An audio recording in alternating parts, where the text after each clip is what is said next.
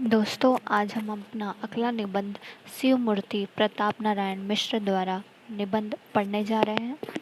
कृपया इसे line by line सुने और इम्पोर्टेंट पॉइंट्स नोट करते जाएं, क्योंकि परीक्षा के पेपर में ये शिव मूर्ति निबंध से अक्सर सवाल बनते हैं और ये बहुत से बच्चों के आते हुए भी गलत हो जाते हैं। तो इसे line by line important point इसका सुने और नोट भी करिएगा। आइए शुरू करते हैं। शिव मूर्ति प्रताप नारायण मिश्र द्वारा रचित। हमारे ग्रामदेव भगवान भूतनाथ। सबसे पहले किस भगवान का नाम आता है? ग्रामदेव भगवान भूतनाथ का।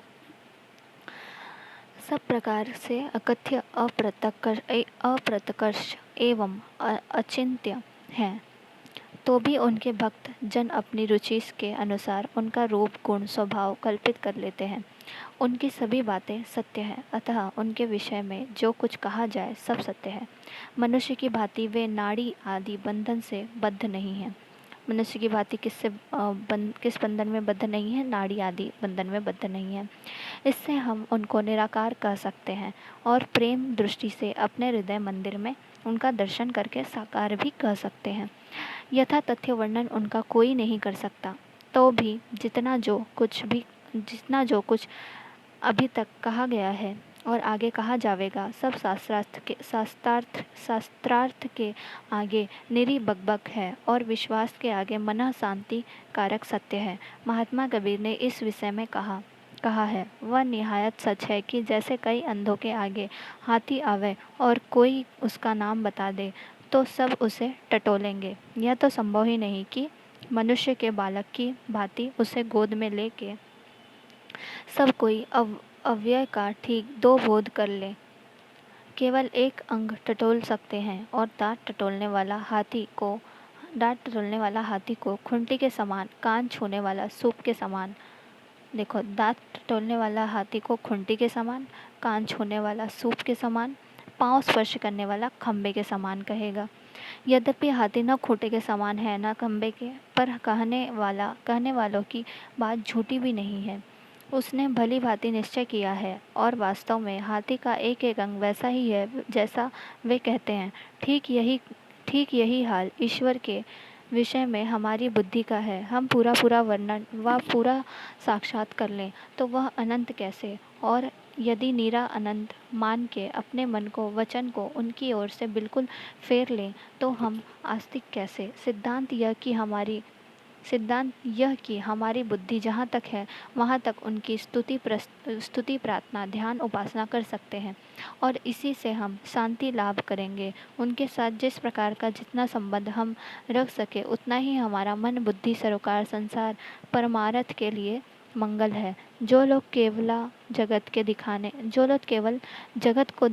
के दिखाने को व सामाजिक नियम निभाने को इस विषय में कुछ करते हैं, उनसे तो हमारी यही विनय है कि व्यर्थ समय न बितावें।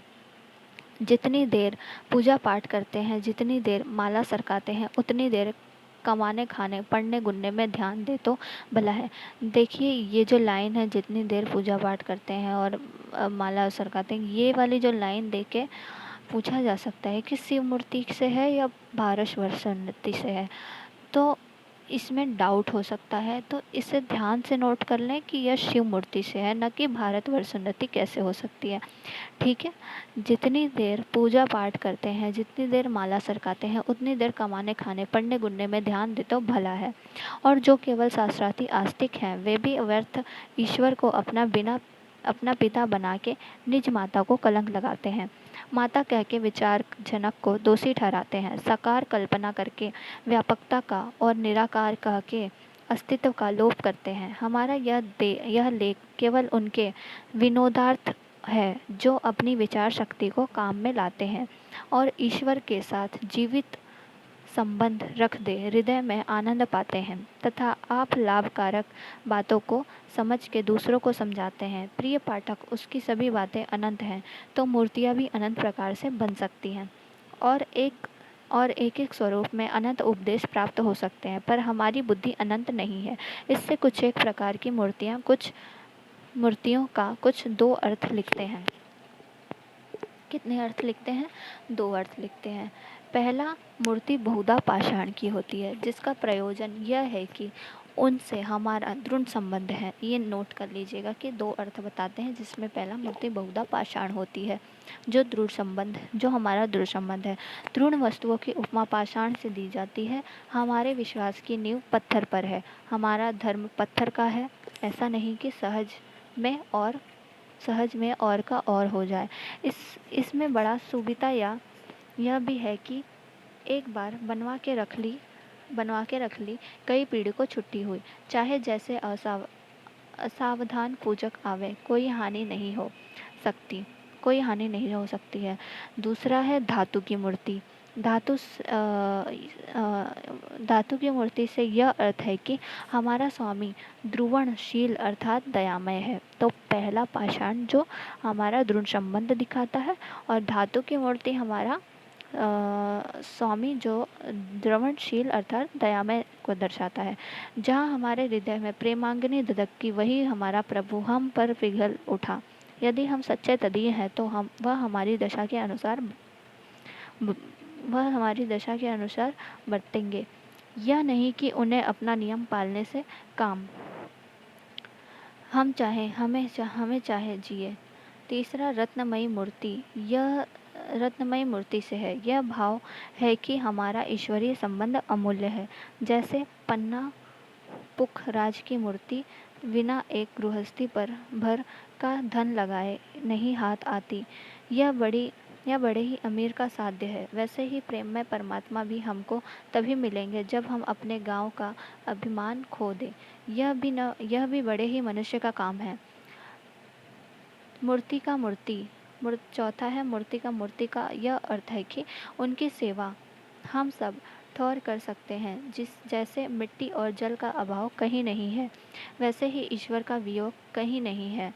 धन और गुण का ईश्वर प्राप्ति के में कुछ काम नहीं, वह निर्धन के धन है। सोहनर मंदों से पूछे जाते हैं, बाबे हुनर पहिलेश।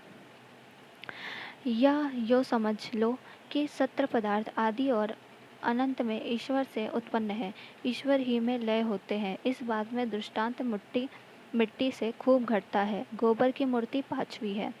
पहले लाइन से नोट करिएगा। मूर्ति बहुधा पाषाण पहला है, धातु की मूर्ति दूसरा, रत्नमय मूर्ति, फिर मूर्ति का मूर्ति, फिर गोबर की मूर्ति। ठीक है। गोबर की मूर्ति यह सिखाती है कि ईश्वर आत्मिक रोगों का नाशक है। हृदय मंदिर की कुवासना रूपी दुर्गंध को हरता है।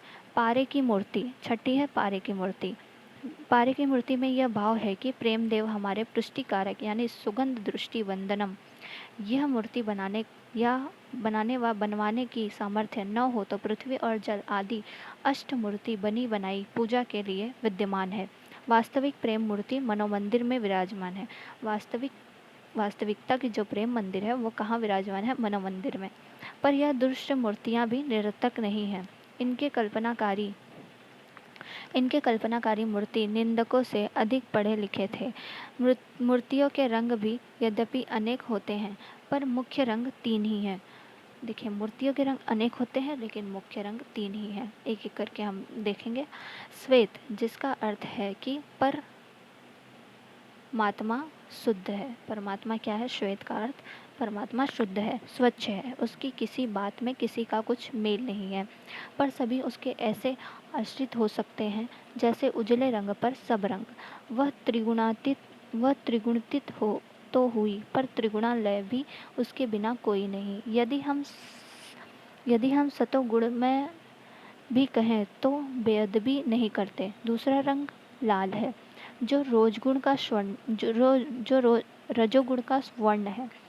पहला श्वेत रंग जो परमात्मा शुद्ध और स्वच्छ है, दूसरा लाल रंग है जो रजोगुण का वर्ण है। ऐसा कौन कह सकता है कि यह संसार भर का ऐश्वर्य किसी और का है? और लीजिए, कविता के आचार्यों ने अनुराग का रंग लाल कहा है। देखिए, ये क्वेश्चन बना के पूछा जाएगा कि कविता के आचार्यों ने अनुराग का रंग क्या माना है? तो अनुराग का रंग लाल माना है। फिर अनुराग देव का रंग और क्या होगा? तीसरा रंग काला है। देखिए, पहला श्वेत, लाल, फिर काला। तीसरा रंग काला है, उसका भाव सब सोच सकते हैं कि सबसे पक्का यही रंग है, सबसे पक्का काला रंग है, इस पर दूसरा रंग नहीं चढ़ता। ऐसे ही प्रेमदेव सबसे अधिक पक्के हैं। प्रेमदेव का रंग कैसा है? काला है, और प्रेमदेव सबसे अधिक पक्के हैं, उन पर और रंग क्या चढ़ेगा। इसके सिवा बाह्य जगत के प्रकाशक नैन हैं, उनकी पुतली काली होती है। भीतर का प्रकाशक ज्ञान है, उस उसकी प्रकाशिनी उसकी प्रकाशनी विद्या है, जिसको समस्त पुस्तकें काली मसी से लिखी जाती हैं। फिर कहिए, जिससे अंतर बाहर दोनों प्रकाशित होते हैं, जो प्रेमियों को आँख की ज्योति से भी प्रियतर है, जो अनंत विद्यामय है, उसका फिर और क्या रंग हम माने।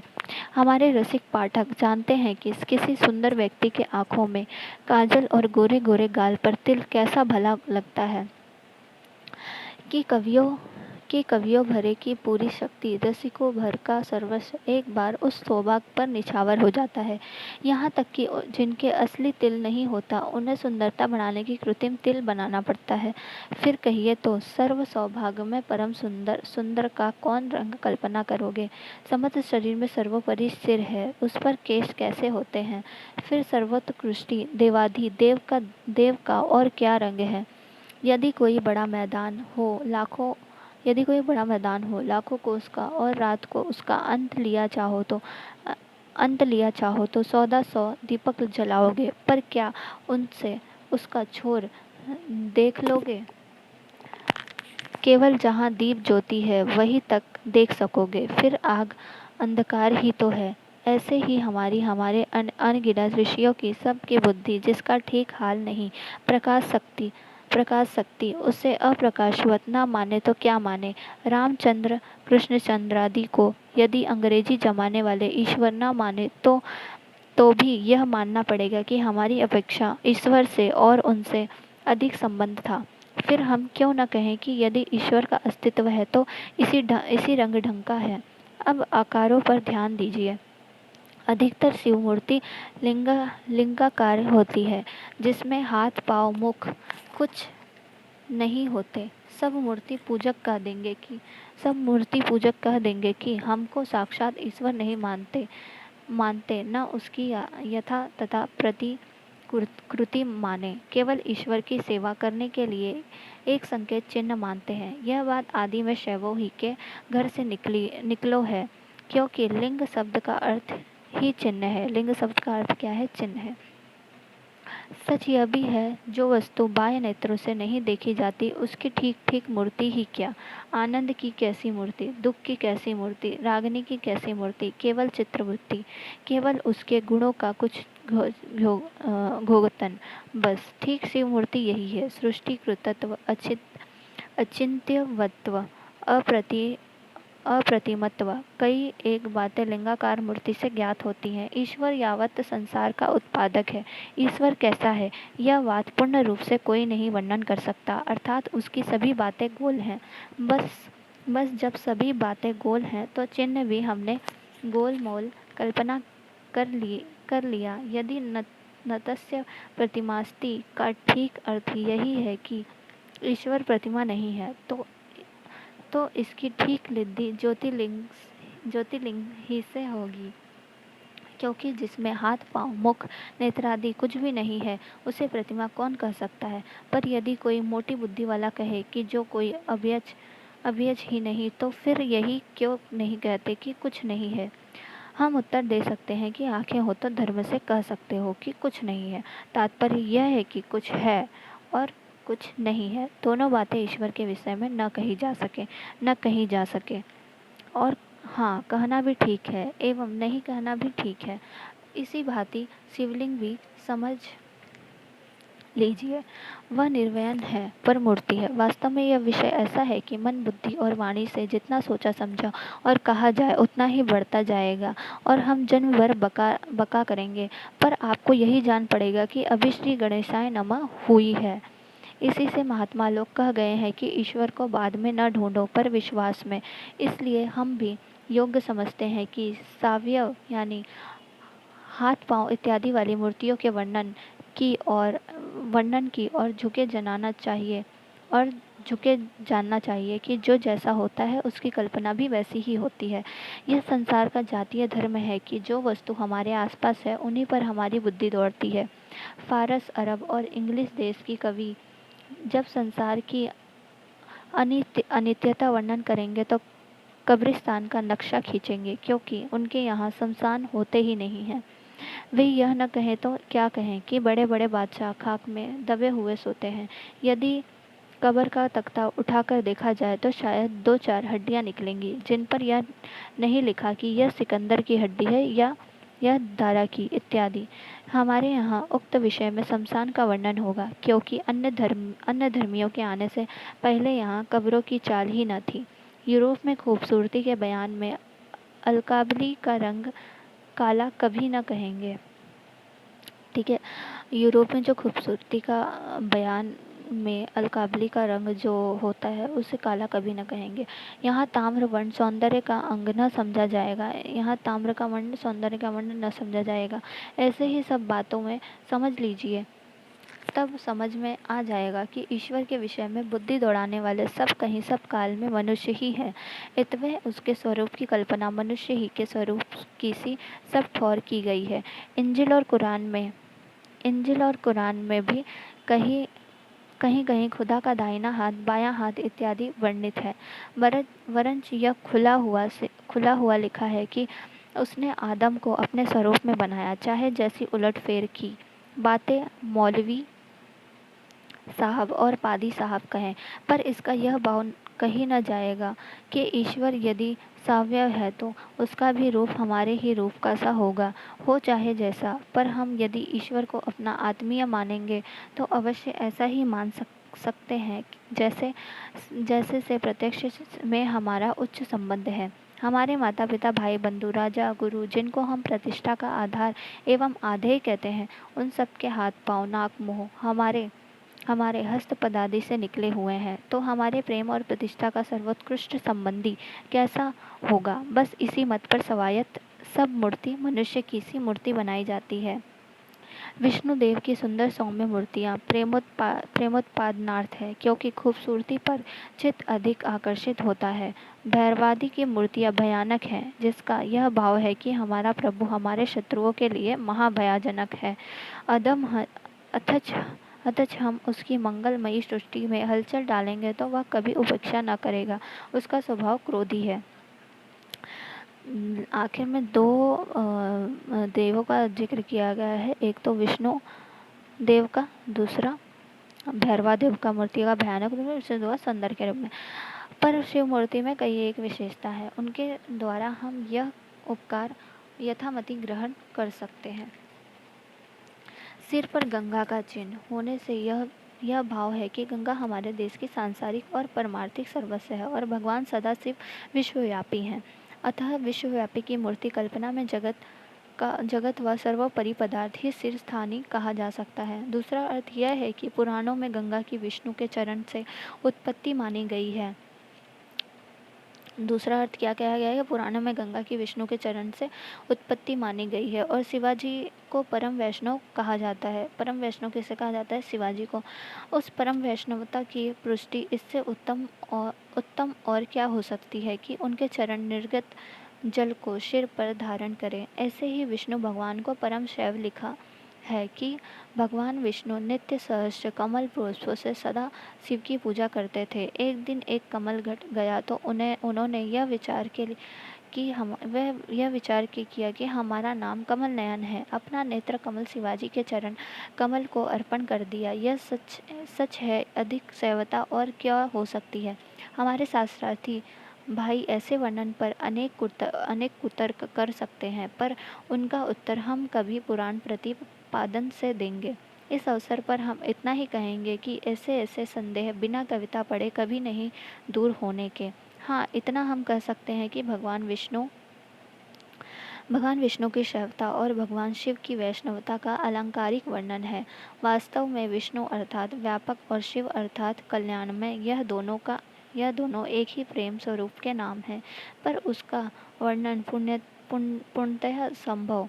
अतः कुछ गुण एकत्र करके 2 स्वरूप कल्पना कर लिए गए हैं, जिसमें कवियों को वचन शक्ति के लिए आधार मिले। हमारा मुख्य विषय शिव मूर्ति है और यह विशेषतः शैवों के धर्म का आधार है।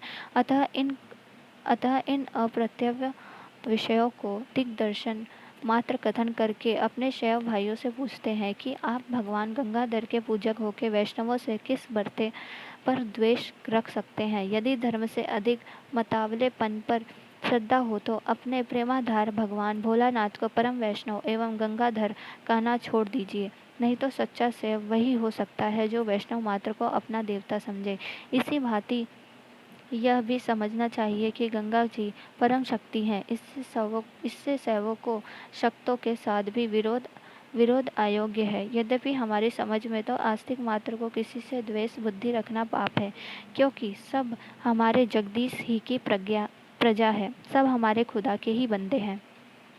इस नाते सभी हमारे आत्मीय बंधु हैं, पर शैव समाज का वैष्णव और शाक्त लोगों से विशेष संबंध ठहरा। अतः इन्हें तो परस्पर महामैत्री में से रहना चाहिए। शिव मूर्ति में अकेली गंगा कितना हित कर सकती है। इसे जितने बुद्धिमान जितना विचारो उतना ही अधिक उपदेश प्राप्त कर सकते हैं। इसलिए हम इस विषय को अपने पाठकों के विचार पर छोड़ आगे बढ़ते हैं। बहुत मूर्तियों के 5 मुख होते हैं, जिससे हमारी समझ में यह आता है कि बहुत मूर्तियों के 5 मुख होते हैं, ये इसे नोट कर लीजिएगा। बहुत मूर्तियों के 5 मुख होते हैं, जिससे हमारे समझ में यह आता है कि यावत संसार और परमार्थ के तत्व तो 4 वेदों में आपको मिल जाएगा, पर यह न समझिएगा कि उनका दर्शन भी वेद विद्या से ही प्राप्त है। जो कुछ 4 वेद सिखलाते हैं, उससे भी उनका रूप, उनका गुण अधिक है। वेद उनकी वाणी है, केवल 4 पुस्तकों पर ही उस वाणी की इति नहीं है।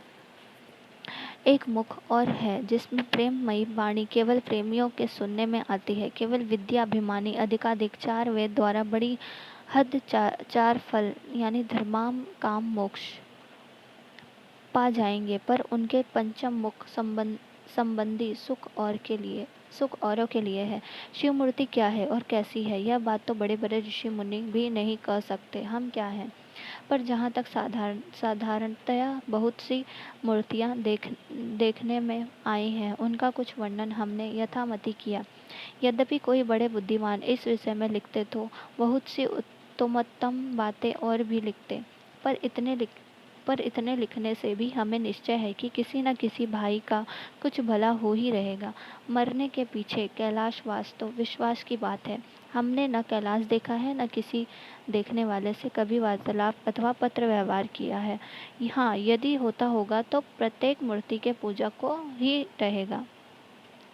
पर हमारी इस अक्षरमयी मूर्ति के स्वयं सेवकों को संसार ही में कैलाश का मुख प्राप्त होगा, इसमें संदेह नहीं है, क्योंकि जहाँ शिव है वहाँ कैलाश है। तो जब हमारे हृदय में शिव होंगे तो हमारा हृदय मंदिर क्यों न कैलाश होगा। हे विश्वनाथ, कभी हमारे हृदय मंदिर को कैलाश बनाओगे? कब हमारे हृदय मंदिर को कैलाश बनाओगे? कब वह दिन दिखाओगे कि भारतवासी मात्र केवल तुम्हारे हो जाएं और यह पवित्र भूमि फिर कैलाश हो जाए। जिस प्रकार अन्य धातु पाषाणादि निर्मित मूर्तियों के रामनाथ, वैद्यनाथ, आनंदेश्वर, खेरेश्वर आदि नाम होते हैं, इसे लाइन से नोट करिएगा कि जिस प्रकार अन्य धातु पाषाणवाद निर्मित मूर्तियों का रामनाथ, वैद्यनाथ, आनंदेश्वर, खेरेश्वर, इसमें ऑप्शन देके पूछा जा सकता है किन किन मूर्तियों का जिक्र आया था इस निबंध में। ठीक है, तो रामनाथ, वैद्यनाथ, आनंदेश्वर, खेरेश्वर आदि नाम होता है। वैसे इस अक्षरमयी शिव मूर्ति के अगणित नाम हैं। हृदयेश्वर, मंगलेश्वर, भारतेश्वर इत्यादि, पर मुख्य नाम परमेश्वर है। इन सभी में से मुख्य नाम क्या है? परमेश्वर। हृदयेश्वर, मंगलेश्वर, भारतेश्वर में से मुख्य नाम परमेश्वर है। कोई महाशय प्रेम का ईश्वर न समझे। मुख्य अर्थ है कि प्रेम में ईश्वर। इनका दर्शन भी प्रेम चक्षु के बिना दुर्लभ है। जब अपनी अकर्मण्यता का और उनके एक एक उपकार का सच्चा ध्यान जमेगा, तब अवश्य हृदय उमड़ेगा और नेत्रों से अश्रुधारा बह चलेगी। उस धारा का नाम प्रेम गंगा है। उसी के जल में उसी के जल से स्नान कराने का महात्म्य है। हृदय कमल उनके चरणों पर चढ़ाने से अक्षय पुण्य है। यह तो इस मूर्ति की पूजा है जो प्रेम के बिना नहीं हो सकती। पर यह भी स्मरण रखिए कि यदि आपके हृदय में प्रेम है तो संसार भर के मूर्तिमान और अमूर्तिमान सत्र पदार्थ शिव मूर्ति है, अर्थात कल्याण का रूप है। नहीं तो सोने और हीरे की मूर्ति तुच्छ है। यदि उससे स्त्री का गहना बनवाते तो उसकी शोभा होती, तुम्हें सुख होता, भैयाचार्य में नाम होता, विपत्ति काल में निर्वाह होता। पर मूर्ति से कोई बात सिद्ध नहीं हो सकती। पाषाण धातु मूर्तिका का कहानी क्या है? पाषाण धातु मूर्तिका का कहानी क्या है? स्वयं तुच्छ पदार्थ है, केवल प्रेम ही के नाते ईश्वर है। देखिए, ये से भी नोट करिएगा, क्योंकि पाषाण धातु मूर्तिका का ऑप्शन देखिए बता के कहा जा सकता है कि इन्हें क्या कहा गया है। तो स्वयं तुच्छ पदार्थ है, केवल प्रेम ही के नाते ईश्वर है। नहीं तो घर की चक्की से भी गए बीते, पानी पीने के भी काम के नहीं। यही नहीं, प्रेम के बिना ध्यान ही में क्या ईश्वर दिखाई देगा। जब चाहो आंखें मूंद के कंधे की नकल कर देखो, अंधकार के सिवाय कुछ न सूझेगा। वेद पढ़ने में हाथ मुंह दोनों दुखेंगे। अधिक श्रम करोगे, दिमाग में गर्मी चढ़ जाएगी। खैर, इन बातों के बढ़ाने से क्या है। जहाँ तक सहृदयता से विचार कीजिएगा, वहाँ तक यही सिद्ध होगा कि प्रेम के बिना वे झगड़े की जड़, धर्म वे सिर पैर के काम, स्वर्ग शेख चिल्ली का महल, मुक्ति प्रेत की बहिन है। ईश्वर का तो पता ही लगना कठिन है। ब्रह्मा शब्द की नपुंसक अर्थात है और हृदय मंदिरी से प्रेम का प्रकाश है। तो संसार शिवमय है, क्योंकि प्रेम की वास्तविक शिव मूर्ति अर्थात कल्याण का रूप है। दोस्तों, हमारी यह निबंध यहाँ समाप्त होता है। कृपया इसके इम्पोर्टेंट लाइन नोट कर लीजिएगा और इसे पूरा सुनिएगा और इसे लाइक करिए, सब्सक्राइब करिए और आगे शेयर भी करिए। हर रोज़ आपको हर निबंध इस यूट्यूब चैनल पर मिलेगी। कल आपको दूसरी निबंध मिलेगी। तब तक के लिए धन्यवाद।